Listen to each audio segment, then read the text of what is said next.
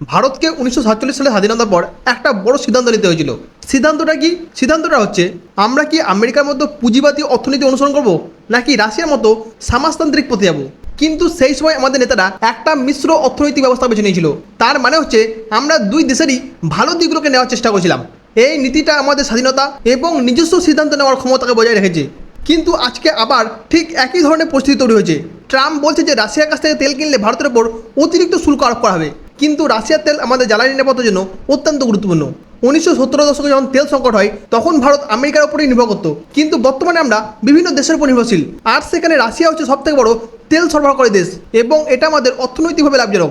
ভারত তার তেলের চাহিদায় প্রায় 85% আমদানি করে। আমাদের অর্থনীতি খুব দ্রুত বাড়ছে, তার জন্য তেলের চাহিদাও বাড়ছে। 2021-22 সালে আমরা মধ্যপ্রাচ্য থেকে প্রায় 65% তেল আমদানি করতাম, কিন্তু বর্তমানে 2023 সাল থেকে রাশিয়া আমাদের সবথেকে বড় তেল সরবরাহকারী দেশ হয়ে উঠেছে। 2025 সালের মে মাস পর্যন্ত আমাদের তেলের 40-45% রাশিয়ার কাছ থেকে আসে এবং বাকি অংশটা ইরাক, সৌদি আরবিয়া এবং ইউএই এমনকি আমেরিকার কাছ থেকেও আসে। কিন্তু এখানে প্রশ্ন হচ্ছে যে রাশিয়ার তেল ভারতের জন্য কেন এত গুরুত্বপূর্ণ। দেখুন, প্রথমত হচ্ছে এটা সস্তা। রাশিয়ার উপর নিষেধাজ্ঞা থাকার জন্য তাদের তেলের দাম ব্যারেল প্রতি $3 থেকে $4 কমে পাওয়া যায়। যেমন 2024 সালে রাশিয়ার তেলের গড় দাম ছিল মাত্র $60 পার ব্যারেল, যেখানে মধ্যপ্রাচ্যের তেলের দাম ছিল প্রায় $80 পার ব্যারেল। আর তার জন্য কিন্তু রাশিয়ার ক্রুড অয়েল ভারতের আমদানি ব্যয়কে কমিয়েছে এবং রুপির উপর চাপ কমিয়েছে। দ্বিতীয়ত হচ্ছে মধ্যপ্রাচ্যের সংঘাতের ফলে তেলের সরবরাহ অনেকটাই ঝুঁকির মধ্যে পড়ে গেছে, আর তার জন্য রাশিয়া হচ্ছে ভারতের জন্য একটা নির্ভরশীল বিকল্প। এবং এখানে তৃতীয় কারণ হচ্ছে ভারত এবং রাশিয়ার স্থানীয় মুদ্রা অর্থাৎ রুপির উপরে ট্রেড করছে, যেটা ডলারের উপর নির্ভরতাকে অনেকটাই কমিয়ে দিচ্ছে, যার ফলে ভারতীয় রুপি অনেকটাই স্ট্রং হচ্ছে। কিন্তু বর্তমানে ডোনাল্ড ট্রাম্প বলেছে রাশিয়া যদি ইউক্রেনের সঙ্গে যুদ্ধ শেষ না করে তবে তারা রাশিয়ার বাণিজ্যিক অংশীদারের উপর 10-20% শুল্ক আরোপ করবে। এমনকি সে বলে যে ভারত এবং রাশিয়ার অর্থনীতি মৃত হয়ে গেছে, অর্থাৎ ডেড হয়ে গেছে। এমনকি পাকিস্তানের সঙ্গে তেলের বাণিজ্যের কথা বলেছে। তবে ডোনাল্ড ট্রাম্পের এই দাবিগুলো পুরো ভিত্তিহীন। তবে ভারত এখানে স্পষ্ট জানিয়েছে যে আমরা রাশিয়ার থেকে তেল কিনবো, কারণ এটা আমাদের জ্বালানি নিরাপত্তা এবং অর্থনৈতিক স্থিতিশীলতার জন্য অপরিহার্য। 2022-23 সালে রাশিয়ার সস্তা তেলের জন্য ভারতের আমদানি বিল 20% কমে গিয়েছিল, যেটা মুদ্রাস্ফীতিকে অনেকটাই নিয়ন্ত্রণ করতে সাহায্য করেছে। নিউ ইয়র্ক টাইমসের মতো সংবাদ মাধ্যম নিশ্চিত করেছে যে ভারতীয় কোম্পানিগুলোর উপর ট্রাম্পের হুমকি থাকা সত্ত্বেও তারা রাশিয়ার কাছ থেকে তেল কিনছে। তবে এখানে প্রশ্ন হচ্ছে যে রাশিয়ার তেল ভারতের জন্য কেন এত গুরুত্বপূর্ণ। প্রথমত হচ্ছে খরচ সাশ্রয়। সম্প্রতি G7 সামিটের মধ্যে তেলের মূল্যসীমা নির্ধারণের পরেও কিন্তু রাশিয়া তাদের তেল কম দামে বিক্রি করছে, যার ফলে এটা ভারতের বৈদেশিক মুদ্রার মজুদের উপর চাপ কমাচ্ছে। যেমন 2022-23 সালে ভারত রাশিয়ার কাছ থেকে তেল কিনে প্রায় $10 বিলিয়ন সাশ্রয় করে নিয়েছে। দ্বিতীয় কারণ হচ্ছে বৈচিত্র্যময় সরবরাহ। দেখুন, মধ্যপ্রাচ্যের উপর নির্ভরতা কমাতে রাশিয়া হচ্ছে একটা নির্ভরশীল বিকল্প, কারণ বর্তমানে মধ্যপ্রাচ্যের মধ্যে বিভিন্ন রকমের যুদ্ধ এবং রাজনৈতিক অস্থিরতার কারণের জন্য তেল সরবরাহ ব্যাহত হতে পারে, আর তার জন্য রাশিয়া আমাদের জন্য একটা নির্ভরশীল প্রতিষ্ঠান। তৃতীয়ত হচ্ছে রিফাইনারি অপটিমাইজেশন। ভারতের তেল শোধনাগারগুলো রাশিয়ার তেলের গ্রিডের সঙ্গে মানিয়ে নিয়েছে, আর তার জন্য যদি আমরা হঠাৎ করে সরবরাহকারীকে পরিবর্তন করি তাহলে তেল শোধনাগারের কার্যকারিতা অনেকটা কমে যেতে পারে এবং এর ফলে খরচও কিন্তু অনেক বাড়তে পারে। চতুর্থ কারণ হচ্ছে স্থানীয় মুদ্রার লেনদেন। দেখুন, ভারত এবং রাশিয়া রুপি রুবেল ট্রেডের মাধ্যমে ব্যবসা করছে।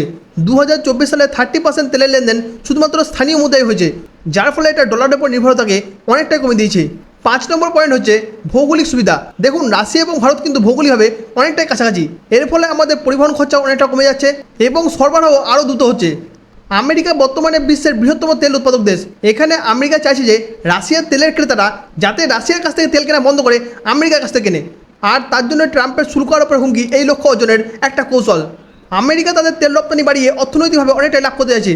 এছাড়া পাকিস্তানের সঙ্গে তেল বাণিজ্যের মাধ্যমে মধ্য এশিয়ার মধ্যে তাদের প্রভাবকে বাড়ানোর চেষ্টা করছে। কিন্তু ট্রাম্পের এরকম ধরনের পরিকল্পনা কখনোই বাস্তবে পরিণত হবে না, কারণ ট্রাম্পের নীতি শুধুমাত্র আমেরিকার অর্থনৈতিক এবং রাজনৈতিক উদ্দেশ্যে চালিত হচ্ছে।